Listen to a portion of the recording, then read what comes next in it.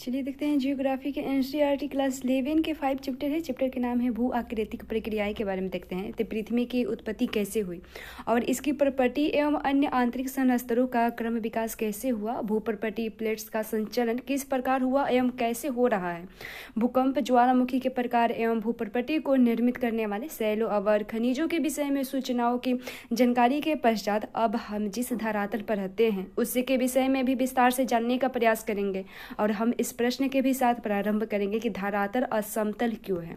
सर्वप्रथम भू प्रॉपर्टी ज्ञात्यात्मक है और आप अच्छी तरह से जानते हैं कि यह क्षैतिज तथा ऊर्ध्वाधर दिशाओं में संचालित होती रहती है।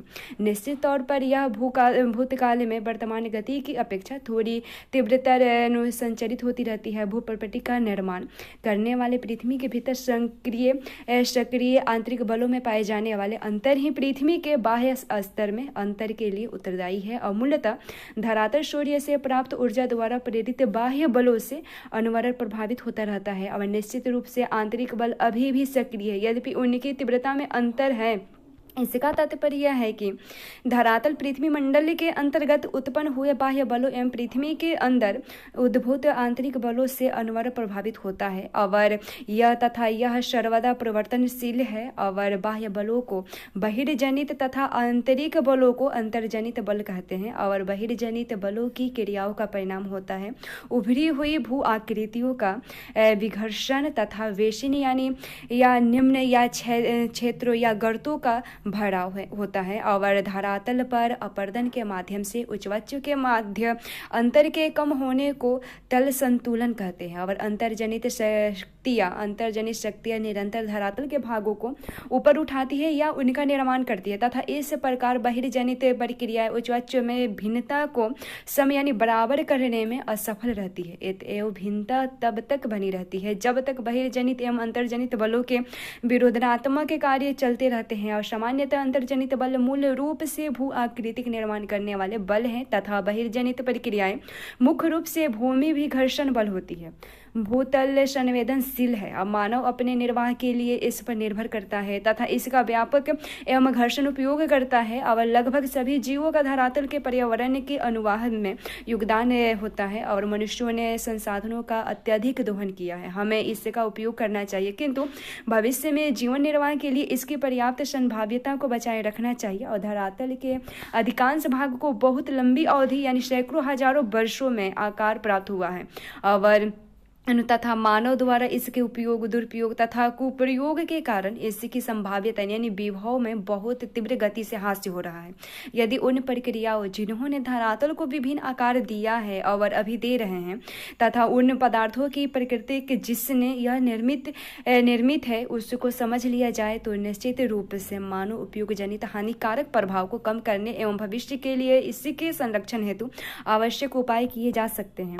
उसके बाद देखते हैं भू आकृतिक प्रक्रियाओं के बारे में देखें तो आप भू आकृतिक प्रक्रियाओं के अर्थ को समझना चाहेंगे। धरातल के पदार्थ पर अंतर्जनित एवं बहिर्जनित बलों द्वारा भौतिक दबाव तथा रासायनिक क्रियाओं के कारण भूतल में विन्यास में परिवर्तन को भू आकृतिक प्रक्रियाएं कहते हैं। पटल विरूपण एवं ज्वालामुखीतः अंतर्जनित भू आकृतिक प्रक्रियाएं हैं जो इससे पहले की इकाई में संक्षेप में विवेचित हुए और अपक्षय बृहद क्षरण अपर्दन एवं निक्षेपण बहिर्जनित भू आकृतिक प्रक्रियाएं हैं और इनका इस अध्याय में विस्तार से विवेचन की भी किया गया है। प्रकृति के किसी भी बहिर्जनित तत्व जैसे जल हिम वायु आदि जो धरातल के पदार्थों का अधिग्रहण तथा परिवहन करने में सक्षम है उसको भू आकृतिक कारक कहा जा सकता है।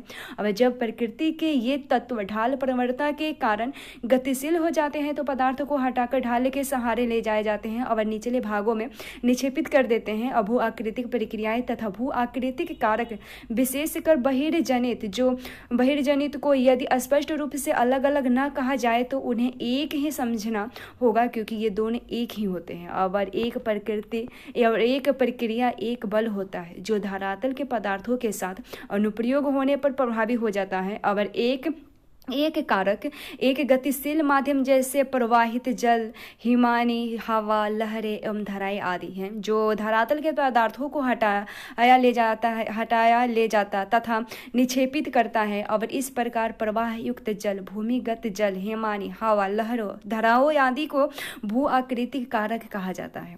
और क्या आप समझते हैं कि भू आकृतिक कारकों एवं भू आकृतिक प्रक्रियाओं में अंतर करना आवश्यक है।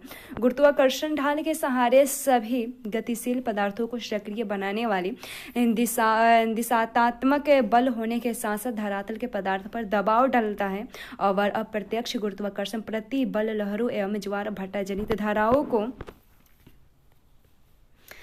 को क्रियाशील बनाता है। और निसंदेह गुरुत्वाकर्षण एवं ढाल प्रवणता के अभाव में गतिशील संभव नहीं है, अतः अपरदन, परिवहन एवं निक्षेपित भी नहीं होगा। और गुरुत्वाकर्षण एक ऐसा बल है जिसके माध्यम से हम धरातल से संपर्क में रहते हैं, और यह वह बल है जो भूतल के सभी पदार्थों के संचलन को प्रारंभ करता है। और सभी संचलन, चाहे वे पृथ्वी के अंदर हो या सतह पर, प्रवणता के कारण ही घटित होते हैं, जैसे उच्च स्तर से नीचे स्तर की ओर तथा उच्च वायुदाब क्षेत्र से निम्न वायुदाब क्षेत्र की ओर। और अंतर्जनित प्रक्रियाओं के बारे में देखें तो पृथ्वी के अंदर से निकलने वाली ऊर्जा भू आकृतिक प्रक्रियाओं के लिए प्रमुख बल स्रोत होता है। और पृथ्वी के अंदर की ऊर्जा अधिकांशतः रेडियोधर्मी क्रियाओं, और घूर्णन एवं ज्वारीय घर्षण तथा पृथ्वी की उत्पत्ति से जुड़ी ऊष्मा द्वारा उत्पन्न होती है। भूतापीय प्रवणता एवं अंदर से निकले ऊष्मा प्रवाह से प्राप्त ऊष्मा पटल विरूपण एवं ज्वालामुखीता को प्रेरित करती है। और भूतापीय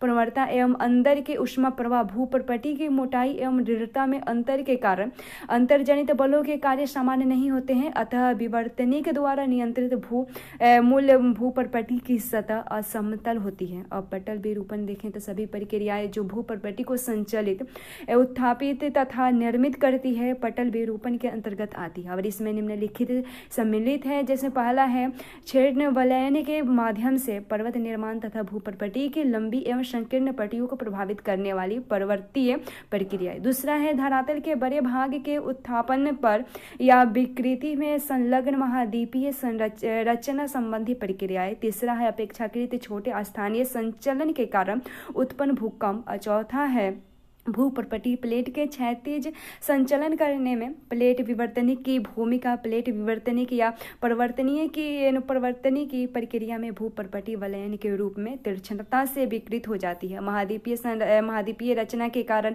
साधारण विकृति हो सकती है। और परिवर्तनीय पर्वत निर्माण प्रक्रिया है, जबकि महाद्वीप रचना महाद्वीप निर्माण प्रक्रिया है। और परिवर्तनीय महाद्वीप रचना भूकंप एवं प्लेट विवर्तनिक की प्रक्रियाओं से भूप्रपटी से भ्रंश तथा विभंग हो सकता है। और इन सभी प्रक्रियाओं के कारण दबाव, आयतन तथा तापक्रम में परिवर्तन होता है, जिसके फलस्वरूप शैलों का कायांतरण प्रेरित होता है। ज्वालामुखीता के बारे में देखें। ज्वालामुखीता के अंतर्गत पिघली हुई शैलों या लावा का भूतल की ओर संचलन एवं अनेक आंतरिक तथा बाह्य ज्वालामुखी स्वरूप का निर्माण सम्मिलित होता है। और इस पुस्तक की द्वितीय इकाई के ज्वालामुखी शीर्षक एवं पिछले अध्याय के आग्नेय शैलों शीर्षक के अंतर्गत ज्वालामुखीता के बहुत से पक्षों का विस्तृत विवरण दिया जा चुका है। और उसके बाद देखिए बहिर्जनित प्रक्रियाओं के बारे में। बहिर्जनित प्रक्रियाएं अपनी ऊर्जा सूर्य द्वारा निर्धारित वायुमंडलीय ऊर्जा एवं अंतर्जनित शक्तियों से नियंत्रित विवर्तनिक कारकों से उत्पन्न प्रवणता से प्राप्त करती है। और गुरुत्वाकर्षण बल ढाल युक्त सतह वाले धरातल पर कार्यरत रहता है तथा ढाल की दिशा में पदार्थ को संचालित करता है। प्रति इकाई क्षेत्र पर अनुप्रयुक्त बल को प्रतिबल कहते हैं। ठोस पदार्थ में प्रतिबल धक्का एवं खिंचाव से उत्पन्न होता है और इससे विकृति प्रेरित होती है। धरातल के पदार्थों के सहारे सक्रिय बल अपरूपण प्रतिबल यानी बिलगलकारी बल होते हैं। और यही प्रतिबल शैलों एवं धरातल के पदार्थों को तोड़ता है। और अपरूपण प्रतिबल का परिणाम कोणीय विस्थापन या विसर्पण या फिसलन होता है। धरातल के पदार्थ गुरुत्वाकर्षण प्रतिबल के अतिरिक्त आणविक प्रतिबलों से भी प्रभावित होता है, जो कई कारकों जैसे तापमान में परिवर्तन, क्रिस्टलन एवं पिघलन द्वारा उत्पन्न होते हैं। रासायनिक प्रक्रियाएं सामान्यतः कणों के बीच के संबंधों को ढीला करते हैं तथा विलय पदार्थों को घुला देते हैं। और इस प्रकार धरातल के पदार्थों के पिंड में प्रतिबल का विकास अपक्षय बृहद क्षरण, संचलन, अपरदन एवं निक्षेपण का मूल्य कारण है। जो कि धरातल पर विभिन्न प्रकार के जलवायु प्रदेश मिलते हैं, इसलिए बहिर्जनित भू आकृतिक प्रक्रियाएं भी एक प्रदेश से दूसरे प्रदेश में भिन्न होते हैं। तापक्रम तथा वर्षण दो महत्वपूर्ण जलवायु तत्व है जो विभिन्न प्रक्रियाओं को नियंत्रित करते हैं। सभी बहिर्जनित भू आकृतिक प्रक्रियाओं को एक सामान्य शब्दावली अनुच्छादन के अंतर्गत रखा जा सकता है। अनुच्छादन शब्द का अर्थ है निरावृत करना या आवरण हटाना। अपक्षय, बृहद क्षरण, संचलन, अपरदन, परिवहन आदि सभी इसमें सम्मिलित किए जाते हैं। प्रवाह अनाच्छादित प्रक्रियाओं तथा उससे संबंधित प्रेरित बल को दर्शाता है और इससे यह स्पष्ट हो जाता है कि प्रत्येक प्रक्रियाओं के लिए एक विशिष्ट प्रेरक बल या ऊर्जा होती है। बहिर्जनित भू आकृति प्रक्रियाएं एक क्षेत्र से दूसरे क्षेत्र में भिन्न भिन्न होती है। जैसे कि स्पष्ट है कि पृथ्वी के धरातल पर तापीय प्रवणता के कारण भिन्न भिन्न जलवायु प्रदेश स्थित है, जो कि अक्षांशीय, मौसमी एवं जल थल विस्तार से भिन्नता के द्वारा उत्पन्न होते हैं। तापमान एवं वर्षण जलवायु के दो महत्वपूर्ण घटक हैं जो कि विभिन्न भू आकृतिक प्रक्रियाओं को नियंत्रित करते हैं। वनस्पति का घनत्व, प्रकार एवं वितरण जो प्रमुखतः वर्षा एवं तापक्रम पर निर्भर करते हैं। बहिर्जनित भू आकृतिक प्रक्रियाएं पर अप्रत्यक्ष प्रभाव डालते हैं। विभिन्न जलवायु प्रदेशों में विभिन्न जलवायु तत्व जैसे ऊंचाई में अंतर, दक्षिणी मुखी ढालों पर पूर्वी एवं पश्चिमी मुखी ढालों की अपेक्षा अधिक सूर्यताप प्राप्ति आदि के कारण स्थानीय भिन्नता पाई जाती है। और पुनश्च वायु का वेग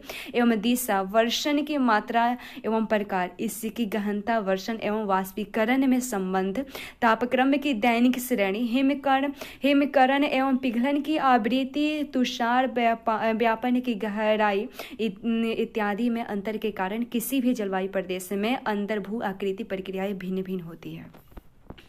सभी बहिर्जनित प्रक्रियाओं के पीछे एकमात्र प्रेरक बल क्या है, इसके पता लगाइए। और यदि जलवायु कारक समान हो तो बहिर्जनित भू आकृतिक प्रक्रियाओं के कार्यों की गहनता, शैलों के प्रकार एवं संरचना पर भी निर्भर करती है। और उसके बाद संरचना में वलन, भ्रंश, स्तर का पूर्वाभिमुखीकरण और झुकाव, जोड़ों की उपस्थिति या अनुपस्थिति, स्तर तल घटक, खनिजों की कठोरता या कोमलता का तथा उनकी रासायनिक संवेदनशीलता, पारगम्यता या अपारगम्यता इत्यादि सम्मिलित माने जाते हैं। और विभिन्न प्रकार की शैलें अपनी संरचना में भिन्नता के कारण भू आकृतिक प्रक्रियाओं के प्रति विभिन्न प्रतिरोध क्षमता प्रस्तुत करती है। और एक विशेष शैल एक प्रक्रिया के प्रति प्रतिरोध पूर्ण तथा वहीं दूसरी प्रक्रिया के प्रति प्रतिरोध रहित हो सकती है। और विभिन्न जलवायु दशाओं में एक विशेष प्रकार की शैलों भू आकृतिक प्रक्रियाओं के प्रति भिन्न भिन्न अंशों का प्रतिरोध प्रस्तुत कर सकती है। अतएव वे भिन्न दरों पर कार्यरत रहती है तथा अस्थलाकृति में भिन्नता का कारण बन जाती है। और अधिकांश बहिर्जनित भू आकृति प्रक्रियाओं का प्रभाव थोड़ा एवं मंद होता है तथा अल्पावधि में अनवगम्य हो सकती है। और दीर्घावधि में यह सतत श्रांति के कारण शैलों को तीव्र रूप में प्रभावित करता है। अतः यह तथ्य स्पष्ट हो जाता है कि धरातल पर विभिन्नता यद्यपि मूल रूप से भूप्रकृति के उद्भव से संबंधित है, तथापि धरातल के पदार्थों के प्रकार एवं संरचना में अंतर, भू आकृतिक प्रक्रिया एवं उनके सक्रियता दर में अंतर आदि के कारण एक न एक रूप में विद्यमान रहती है। कुछ बहिर्जनित भू आकृतिक प्रक्रियाओं का यहाँ विस्तृत विवरण प्रस्तुत किया गया है। जैसे देखते हैं अपक्षय के बारे में। अपक्षय के अंतर्गत वायुमंडलीय तत्वों की धरातल के पदार्थों पर की गई क्रियाएं सम्मिलित होती है। अपक्षय के अंदर ही अनेक प्रक्रियाएं हैं जो पृथक यानी प्राय समूह रूप से धरातल के पदार्थों को प्रभावित करती है। अपक्षय को मौसमी एवं जलवायु के कार्यों के माध्यम से शैलों के यांत्रिक विखंडन एवं रासायनिक विनियोजन या अपघटन के रूप में परिभाषित किया जा सकता है। चूंकि अपक्षय में पदार्थों का बहुत थोड़ा अथवा नगण्य संचलन होता है और यह एक स्थानीय या तदस्थन प्रक्रिया है। और क्या अपक्षय के कारण कभी कभी होने वाली यह धीमी गति परिवहन का पर्याय है? यदि नहीं तो क्यों? अपक्षय प्रक्रियाएं जटिल भौमिक जलवायवीय स्थलाकृतियाँ एवं वनस्पतिक कारकों द्वारा प्रानुकूलित रहती है और इन सब में जलवायु का विशेष महत्व है। न केवल अपक्षय प्रक्रियाएं अपितु अपक्षय मेंटल की गहराई भी एक जलवायु से दूसरे जलवायु में भिन्न भिन्न होती है। और अपक्षय प्रक्रियाओं के 3 प्रमुख कारक है। पहला है रासायनिक, दूसरा भौतिक या यांत्रिक एवं तीसरा है जैविक। इनमें से कोई एक प्रक्रिया कतिपय ही अकेले काम करती है, परंतु प्रायः किसी एक प्रक्रिया का अधिक महत्वपूर्ण योगदान देखा जा सकता है। रासायनिक अपक्षय प्रक्रिया के बारे में देखें तो अपक्षय प्रक्रिया का एक समूह जैसे कि विलयन, कार्बोनेटीकरण, जलयोजन, ऑक्सीकरण तथा न्यूनीकरण सेलों का अपघटन, विलयन तथा न्यूनीकरण का कार्य करते हैं, जो कि रासायनिक क्रिया द्वारा सूक्ष्म अवस्था में परिवर्तन हो जाती है। और ऑक्सीजन, धरातलीय जल, मृदा जल एवं अन्य अम्लों की प्रक्रिया द्वारा चट्टानों का न्यूनीकरण होता है। और इसमें उष्मा के साथ जल एवं वायु यानी ऑक्सीजन तथा कार्बन डाइऑक्साइड की विद्यमानता सभी रासायनिक प्रक्रियाओं को तीव्र गति से देने के लिए आवश्यक है। वायु में विद्यमान कार्बन डाइऑक्साइड के अतिरिक्त पौधे एवं पशुओं का अपघटन भूमिगत कार्बन डाइऑक्साइड की मात्रा को बढ़ा देता है। और विभिन्न खनिजों पर रासायनिक प्रक्रियाएं किसी अनुसंधानशाला में प्रतिक्रियाओं के समान ही होती है। उसके बाद भौतिक अपक्षय प्रक्रिया के बारे में देखें तो भौतिक या यांत्रिक अपक्षय प्रक्रिया कुछ अनुप्रयुक्त बलों पर फोकस निर्भर करती है। और ये अनुप्रयुक्त बल निम्नलिखित हो सकते हैं, जैसे गुरुत्वाकर्षण बल, जैसे अत्यधिक ऊपर भार पर दबाव एवं अपरूपण प्रतिबल। और दूसरा है तापक्रम में परिवर्तन, क्रिस्टल रवों में वृद्धि एवं पशुओं के क्रियाकलापों के कारण उत्पन्न विस्तारण बल। और तीसरा है शुष्कन एवं आर्दन चक्रों से नियंत्रित जल पर दबाव। इनमें से कई बल धरातल एवं विभिन्न धरातल पदार्थों के अंदर अनुप्रयुक्त होती है, जिसका परिणाम सेलों का विभंग होता है। भौतिक अपक्षय प्रक्रियाओं में अधिकांश तापीय विस्तार एवं दबाव के निमुक्ति होने के कारण होता है। और ये प्रक्रियाएं लघु एवं मंद होती है, परंतु कई बार संकुचन एवं विस्तारण के कारण सेलों के सतत श्रांति के फलस्वरूप ये सेलों की बड़ी हानि पहुंचा सकती है। उसके बाद जैविक कार्य एवं अपक्षय के बारे में देखें। जैविक अपक्षय जीवों की वृद्धि या संचलन के उत्पन्न अपक्षय वातावरण एवं भौतिक परिवर्तन से खनिजों एवं आयन के स्थानांतरण की दिशा में एक योगदान है। केंचुओं, दीमकों, चूहों, कृंतकों इत्यादि जैसे जीवों द्वारा बिल खोदने एवं बेजिंग यानी फन के द्वारा नई सतहों का निर्माण होता है, जिससे रासायनिक प्रक्रियाएं के लिए अनावृत सतह में नमी एवं हवा के वेधन में सहायता मिलती है। और मानव भी वनस्पतियों को अस्त व्यस्त करते हैं। और खेत जोतने एवं मिट्टी में कृषि करके धरातलीय पदार्थों में वायु, जल एवं खनिजों के मिश्रण तथा उनमें नए संपर्क स्थापित करने में सहायक होते हैं। और सड़ने वाले पौधे एवं पशुओं के पदार्थ ह्यूमिक, कार्बनिक एवं अन्य अम्ल जैसे तत्वों के उत्पादन में योगदान देते हैं, जिससे कुछ तत्वों का क्षरण एवं घुलन बढ़ जाता है। पौधों की जड़ें धरातल के पदार्थों पर जबरदस्त दबाव डालती है तथा इन्हें यांत्रिक ढंग से तोड़कर अलग अलग कर देती है। उसके बाद देखें अपक्षय के विशेष प्रभाव के बारे में देखें। अपसल्कन, इसी की व्याख्या पहले ही भौतिक अपक्षय प्रक्रियाओं, तापीय संकोचन एवं फैलाव तथा लवण अपक्षय के अंतर्गत की जा चुकी है। और अपसल्कन एक परिणाम है, प्रक्रियाएं नहीं है। और शैल या आधार शैल के ऊपर के मोटे तौर पर दुमावदार चादर के रूप में उत्खंडित या पत्रकन होता है, जिसके परिणाम स्वरूप चिकनी एवं गोल सतह का निर्माण होता है। अपसल्कन आभारितीकरण एवं तापक्रम परिवर्तन द्वारा प्रेरित फैलाव एवं संकोचन के कारण भी होता है। और अपसल्कित गुबंद एवं टार्स क्रमशः आभारितीकरण एवं तापीय संकोचन से उत्पन्न होता है। अपक्षय का महत्व के बारे में देखें तो अपक्षय प्रक्रियाएं सेलों को छोटे छोटे टुकड़ों में तोड़ने तथा न केवल आवरण परस्तर एवं मृदा निर्माण के लिए मार्ग प्रशस्त करते हैं, अपितु अपर्दन एवं बृहद संचलन के लिए भी उत्तरदायी होते हैं।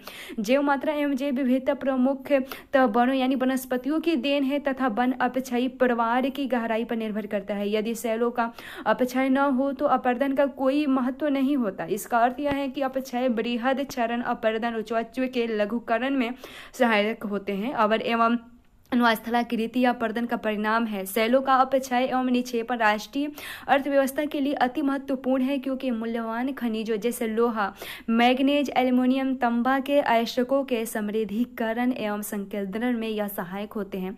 अपक्षय मृदा निर्माण की एक महत्वपूर्ण प्रक्रियाएं हैं।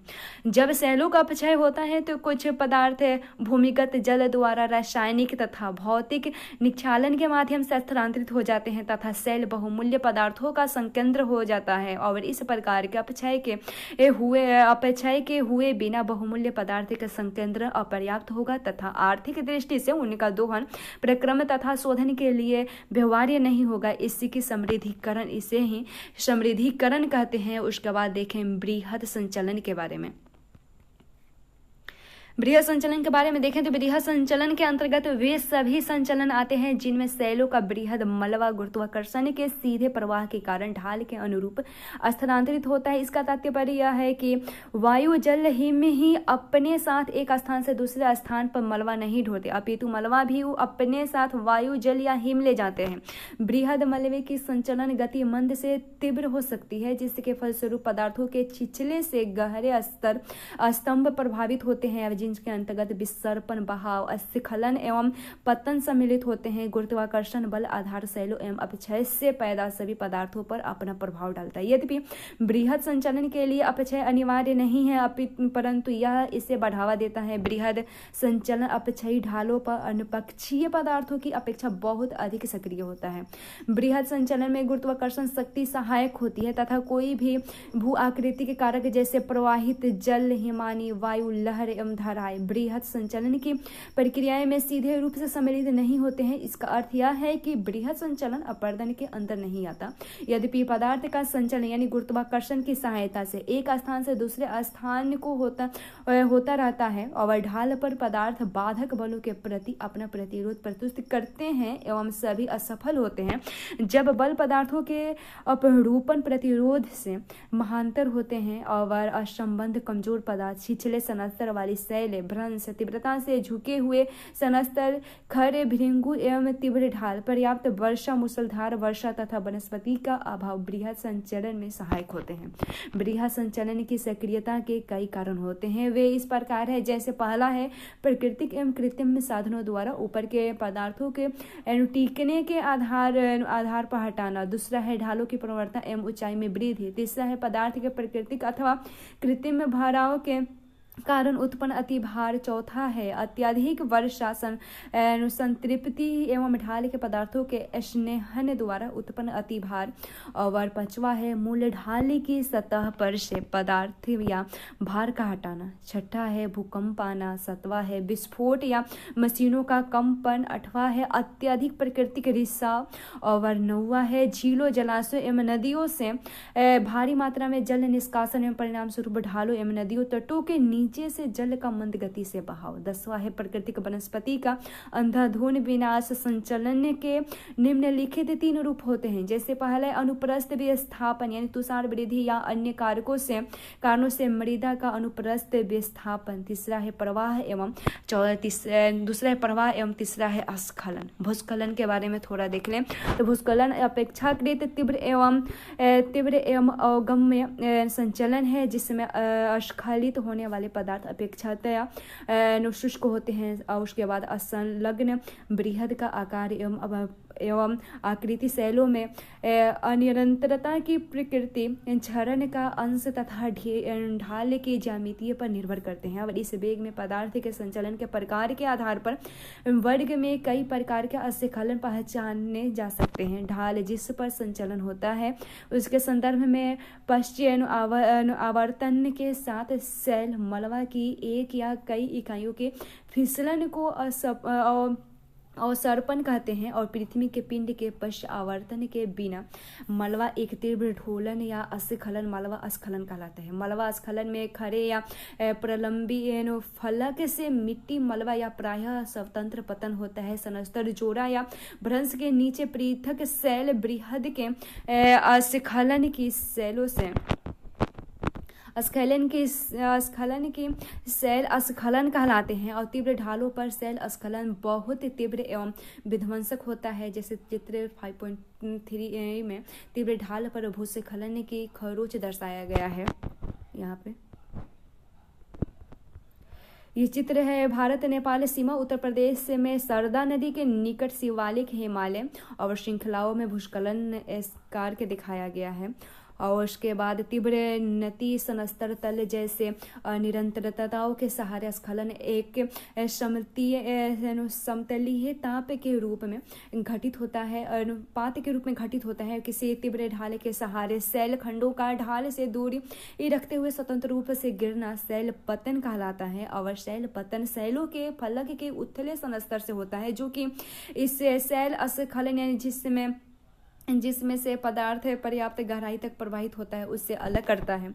अब बृहद क्षरण एवं बृहद संचलन में से अपेक्षा अनुसार कौन सी शब्दावली अधिक उपयुक्त है? अवयम क्यों मृदा अनुसार पन्न को तीव्र प्रवाह संचलन के अंतर्गत सम्मिलित किया जा सकता है और ऐसा क्यों हो सकता है या क्यों नहीं, इसके बारे में सोचिए। और हमारे देश में मलबा अवधाव एवं भूस्खलन हिमालय एवं प्रायः घटित होते हैं, हिमालय में प्रायः घटित होते रहते हैं। और इसके अनेक कारण हैं। जैसे पहला कारण हिमालय विवर्तनिक दृष्टिकोण से सक्रिय है। यह अधिकांशतः परतदार शैलों एवं असंगठित एवं अर्ध संगठित पदार्थों से बना हुआ है और इसकी ढाल माध्यम न होकर तीव्र है। और हिमालय की तुलना में तमिलनाडु, कर्नाटक एवं केरल की सीमा बनता हुआ नीलगिरी एवं पश्चिमी तट के किनारे पश्चिमी घाट अपेक्षाकृत विवर्तनिकीय दृष्टि से अधिक अस्थायी है तथा बहुत कठोर शैलों से निर्मित है। परंतु अब भी इन पहाड़ियों में मलबा अवधाव एवं भूस्खलन होते रहते हैं, यद्यपि इनकी बारंबारता उतनी नहीं है जितनी हिमालय में है, क्योंकि पश्चिमी घाट एवं नीलगिरी में ढाल खड़े भृंगु एवं कंगाल के साथ तीव्रतर है। तापक्रम में परिवर्तन एवं ताप परिसर के कारण यांत्रिक अपेक्षाएं सुस्पष्ट होता है। वहां लघु अवधि में अधिक वर्षा होती है। अतः इन स्थानों में भूस्खलन एवं मलबा अवधाव के साथ प्राय सीधे शैल पतन होते हैं। चलिए देखते हैं अपर्दन एवं निक्षेपण के बारे में। अपर्दन के अंतर्गत शैलों के मलबे की अवापति एवं उनके परिवहन को सम्मिलित किया जा सकता है। पिंडाकार शैलों जब अपक्षय एवं अन्य प्रक्रियाओं के कारण छोटे छोटे टुकड़ों में टूटते हैं तो अपर्दन के भू आकृति के कारक जैसे कि प्रवाहित जल, भौम जल, हिमानी वायु, लहरें एवं धाराएं उनकी एक स्थान से हटाकर दूसरे स्थान को ले जाते हैं, जो कि इन कारकों को ज्ञातात्मक स्वरूप पर निर्भर करते हैं। भू आकृति के कारकों द्वारा परिवहन किए जाने वाले चट्टानीय मलबे द्वारा अपघर्षण भी अपर्दन में पर्याप्त योगदान देता है। अपर्दन द्वारा उच्चत्व का निम्नीकरण होता है, अर्थात भूदृश्य विघर्षित होते हैं। इसका तात्पर्य यह है कि अपक्षय अपर्दन में सहायक होता है, लेकिन अपक्षय अपर्दन के लिए अनिवार्य दशा नहीं है। अपक्षय बृहद क्षरण एवं अपर्दन निम्नीकरण की प्रक्रिया है। बृहद संचलन एवं अपर्दन में अंतर है। बृहद संचलन एवं अपर्दन में अंतर है। बृहद संचलन में शैल मलबा चाहे वह शुष्क हो अथवा नम्र और गुरुत्वाकर्षण के कारण स्वयं आधार तल पर जाते हैं, परंतु प्रवाहशील जल, हिमानी लहरें एवं धाराएं तथा वायु निलंबित मलबे को ही ईड होते हैं। और वस्तुतः यह अपर्दन ही है जो धरातल में होने वाले अनवरत परिवर्तन के लिए उत्तरदायी है। जैसे कि चित्र संख्या 5.1 में स्पष्ट है कि अपर्दन एवं परिवहन जैसी अनाच्छादन प्रक्रियाएं गतिज ऊर्जा द्वारा यांत्रिक होती है। धरातल के पदार्थों का अपर्दन एवं परिवहन वायु, प्रवाहशील जल, हिमानी लहरों एवं धाराओं द्वारा, भूमिगत जल द्वारा होता है। इसमें से प्रथम 3 कारक जलवायु दशाओं द्वारा नियंत्रित होते रहते हैं और अपर्दन के 2 अन्य कारकों लहरों एवं धाराओं द्वारा, भूमिगत जल का कार्य जलवायु द्वारा नियंत्रित नहीं होते हैं। लहरें थल एवं जल मंडल के अंतरापृष्ठ तटीय प्रदेश में कार्य करती है, जबकि भूमिगत जल का कार्य प्रमुख किसी क्षेत्र की आकस्मिक विशेषताओं द्वारा निर्धारित होता है। यदि शैल परागम्य, घुलनशील एवं जल प्राप्य के जल प्राप्त के हैं तो केवल काष्ठ यानी चूनाकृत आकृतियों का निर्माण होता है। और अगले अध्याय में हम अपर्दन के कारकों द्वारा निर्मित भू आकृतियों का वितरण प्रस्तुत करेंगे। निक्षेपण अपर्दन का परिणाम होता है। ढाल में कमी के कारण जब अपर्दन के कारकों के वेग में कमी आ जाती है तो परिणामतः अवसाद का निक्षेपण प्रारंभ हो जाता है। दूसरे शब्दों में निक्षेप वस्तुतः किसी कारक का कार्य नहीं होता। वो पहले स्थूल तथा बाद में सूक्ष्म पदार्थ निक्षेपित होते हैं। निक्षेप से निम्न भूभाग भर जाते हैं। वहीं अपर्दन के कारक जैसे प्रवाह युक्त जल, हिमानी वायु, लहर, धाराएं एवं भूमिगत जल इत्यादि तलोचन अथवा निक्षेपण के कारक के रूप में भी कार्य करने लग जाते हैं। अपर्दन एवं निक्षेपण के कारण धरातल पर क्या होता है, इसका विवेचन अगले अध्याय भू आकृति के उनका उद्भव में विस्तृत रूप से किया गया है। और बृहद संचलन एवं अपर्दन दोनों में पदार्थ का एक स्थान से दूसरे स्थान का स्थानांतर होता है और अतः दोनों एक ही माने जाते हैं। और या नहीं, यदि नहीं तो क्यों? और क्या सेलों का अपर्दन के बिना पर्याप्त अपर्दन संभव हो सकता है? इसका उत्तर दीजिए। और मृदा निर्माण के बारे में देखिए। आप पौधों को मृदा में बढ़ते हुए देखा है और आप मैदान में खेलते हैं और मृदा के संपर्क में आते हैं। आप मैदान को छूते हैं अथवा उसका अनुभव करते हैं और आपको आपके कपड़े पर भी मिट्टी लग जाती है। आपको कैसा अनुभव होता है और क्या आप बता सकते हैं इसके अनुभव के बारे में? मृदा एक ज्ञातात्मक माध्यम है जिसमें बहुत सी रासायनिक, भौतिक एवं जैविक क्रियाएं अनवरत चलती रहती है। मृदा अपक्षय अपकर्षण का परिणाम है। यदि यह वृद्धि का माध्यम भी है और यह एक परिवर्तनशील एवं विकासोन्मुखी तत्व है, इसकी बहुत सी विशेषताएं मौसम के साथ बढ़ती रहती है।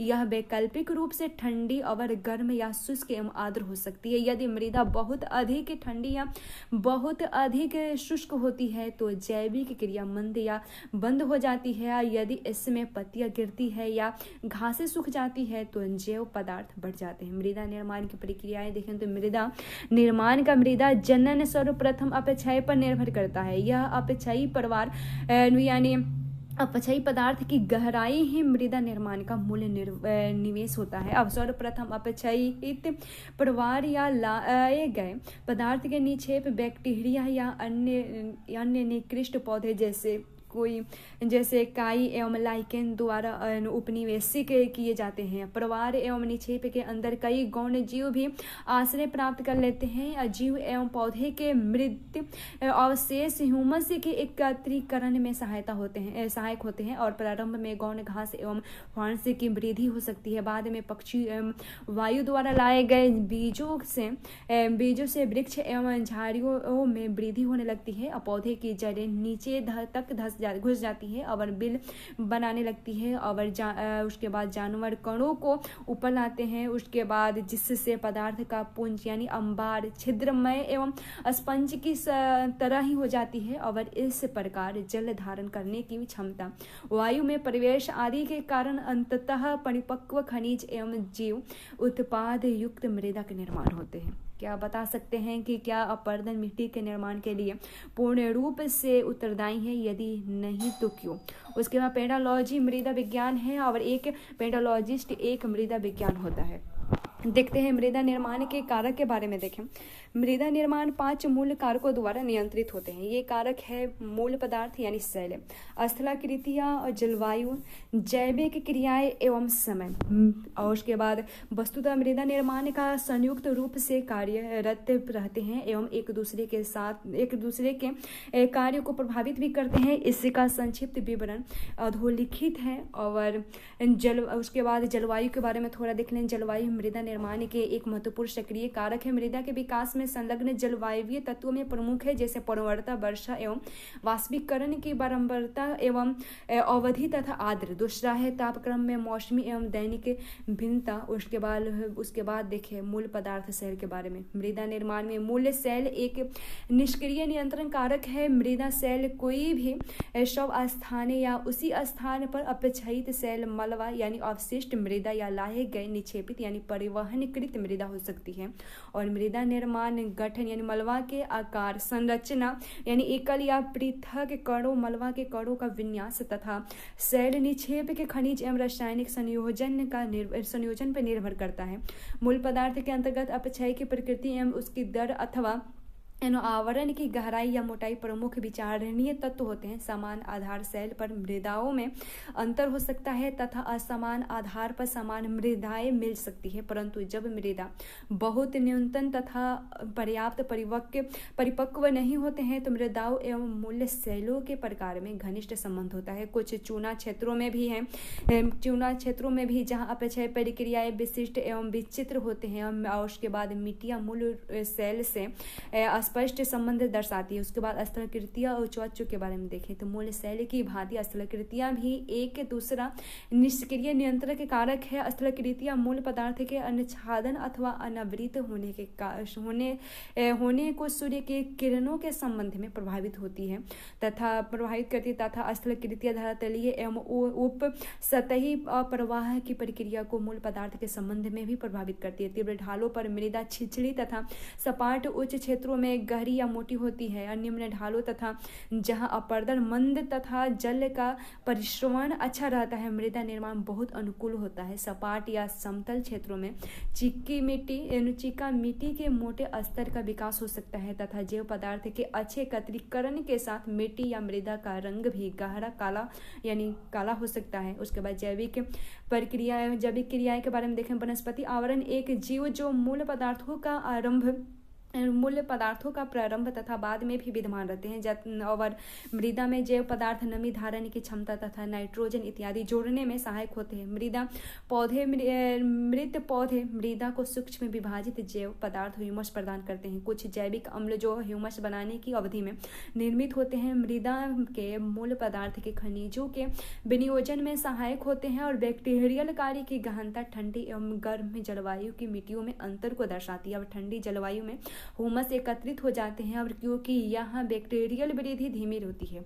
और उप आर्कटिक एवं टुंड्रा जलवायु में निम्न बैक्टीरियल क्रियाओं के कारण अवियोजित जैविक पदार्थ के साथ पीठ के स्तर विकास हो जाते हैं। और आर्द्र उष्ण एवं भूमध्य रेखीय जलवायु में बैक्टीरियल वृद्धि एवं क्रियाएं सघन होती है तथा मृत वनस्पति शीघ्रता से ऑक्सीकृत हो जाती है जिससे मृदा में ह्यूमस की मात्रा बहुत कम हो जाती है। बैक्टीरिया एवं मृदा के जीव हवा से गैसीय नाइट्रोजन प्राप्त कर उसे रासायनिक रूप से परिवर्तित कर देते हैं जिसका पौधा द्वारा उपयोग किया जा सकता है और इस प्रक्रिया को नाइट्रोजन निर्धारण कहते हैं। उसके बाद राइजोबियम एक प्रकार का बैक्टीरिया जंतु वाले पौधे के जड़ ग्रंथियों में रहता है तथा मेजबान पौधे के लिए लाभकारी नाइट्रोजन निर्धारित करता है। चींटी, दीमक, केंचुए और कृंतक इत्यादि कीटों का महत्व अभियांत्रिकी सा होता है और परंतु मृदा निर्माण में ये महत्वपूर्ण होते हैं क्योंकि ये मृदा को बार बार ऊपर नीचे करते रहते हैं और केंचुए मिट्टी खाते हैं अतः उन्हीं के शरीर से निकलने वाली मिट्टी का गठन एवं रासायनिक परिवर्तन हो जाता है। कालावधि के बारे में देखें। मृदा निर्माण में कालावधि तीसरा महत्वपूर्ण कारक है। मृदा निर्माण प्रक्रियाओं के प्रचलन में लगने वाले काल या समय की अवधि मृदा की परिपक्वता एवं उससे पार्श्विकता का विकास निर्धारण करती है। एक मृदा तभी परिपक्व होती है जब मृदा निर्माण की सभी प्रक्रियाएं लंबे काल का पार्श्विका विकास करते हुए कार्यरत रहती है। या थोड़े समय पहले निक्षेपित जलोढ़ मिट्टी का हिमानी टील से विकसित मृदा तरुण या युवा मानी जाती है और तथा उस समय संस्तर का अभाव होता है अथवा कम विकसित संस्तर मिलता है। संपूर्ण परिप्रेक्ष्य में मिट्टी के विकास या उसकी परिपक्वता के लिए कोई विशिष्ट कालावधि नहीं है। क्या मृदा निर्माण प्रक्रिया एवं मृदा निर्माण नियंत्रण कारणों को अलग करना आवश्यक है या मृदा निर्माण प्रक्रिया में कालावधि, स्थलाकृतियां एवं मूल पदार्थ निष्क्रिय नियंत्रण कारक माने जाते हैं।